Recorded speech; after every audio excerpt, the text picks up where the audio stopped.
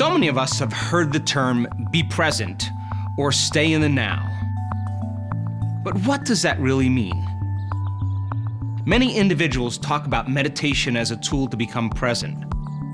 But from a scientific point of view, I want to offer you a new way to understand what it means to be fully present and how you can use your meditation practice to transcend your body, your environment, and time in order to reach the sweet spot of the generous present moment. I'm your host, Dr. Joe Dispenza, and in the previous episode, we went into depth on how change works in the brain and body.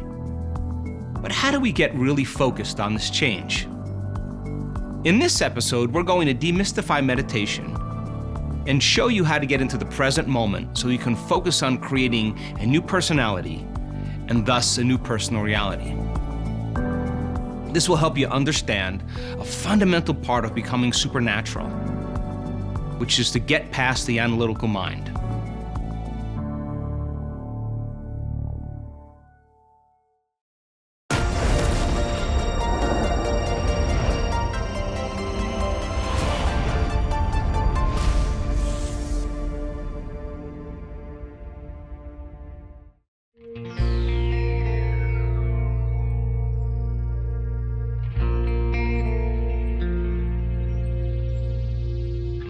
Let's start with the first question.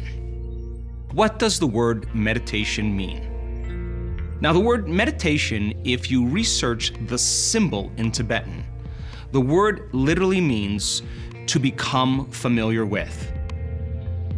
Now, familiarization means then if 95% of who you are by the time you're 35 years old is a set of hardwired thoughts, unconscious automatic habits and behaviors, and reflexive emotional reactions that define our personality.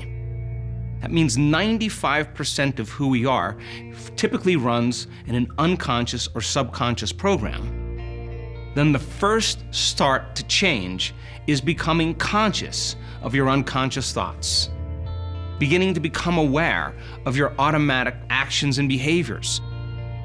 And when you begin to notice how you're feeling, as you're beginning to observe and become familiar with those states of mind and body, you are now no longer the program living unconsciously. Now you're becoming conscious of your unconscious self. So think about this. Many people quit in their meditation practice because they don't think they can control their mind. Well, if you're thinking 60 to 70,000 thoughts in one day, the majority of those thoughts are the same thoughts as the day before.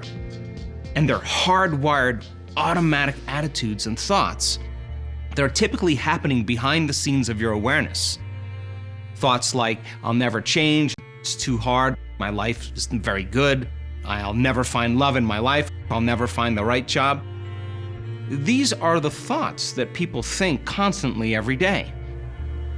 So then when those thoughts start coming to the surface in their meditation practice, the moment they start realizing they can't control those thoughts, they give up. And they buy into the belief that they're not very good at meditation.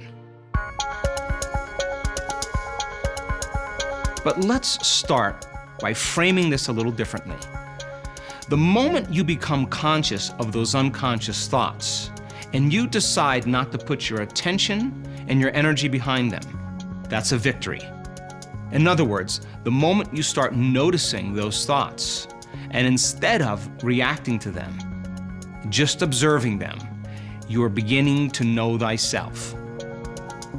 If you notice then in your meditation practice that your body is in a program and it's busy every single day doing a lot of things, and it wants to get up and go do something.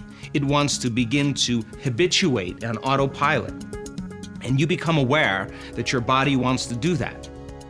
And instead of responding to the body as the mind and getting up and quitting, if you can settle it back down into the present moment, that's a victory as well. Because you're saying then that your body is no longer the mind, you're the mind, and those victories add up.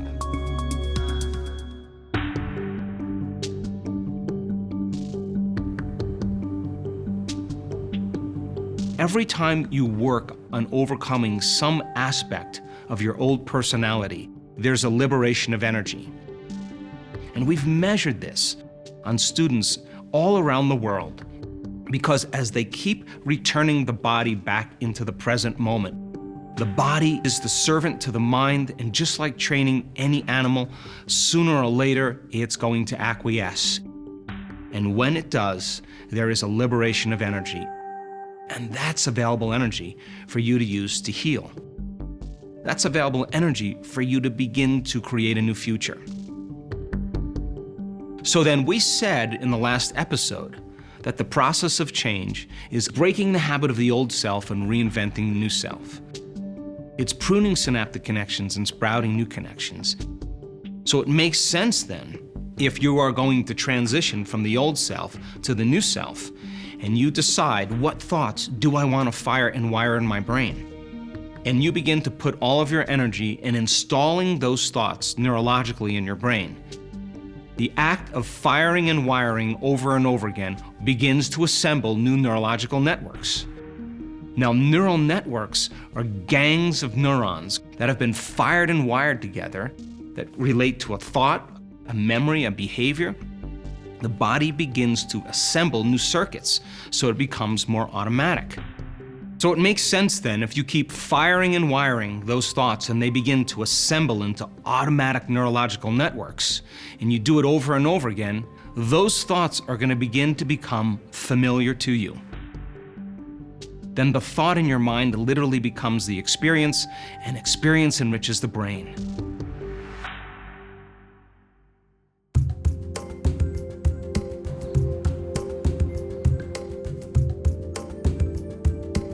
Now, let's look at another way to understand meditation.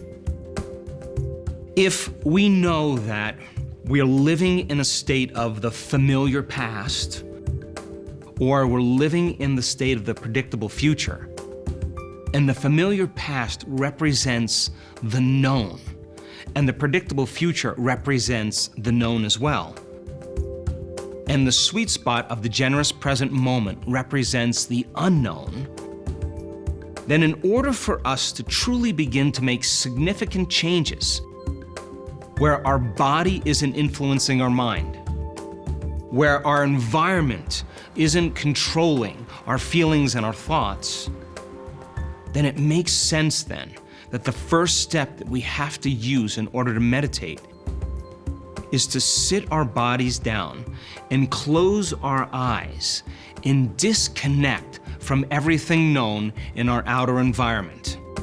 Less sensory information is coming into the brain. Now, all of a sudden, your inner world starts becoming more real than your outer world. If you can sit your body down and, like training that animal, saying to your body, you stay. I'm going to feed you. You can check your emails, you can check your texts, you can post anything on Facebook, you're gonna get a shower, you're gonna get a cup of coffee, but right now, you're no longer the mind, I'm the mind.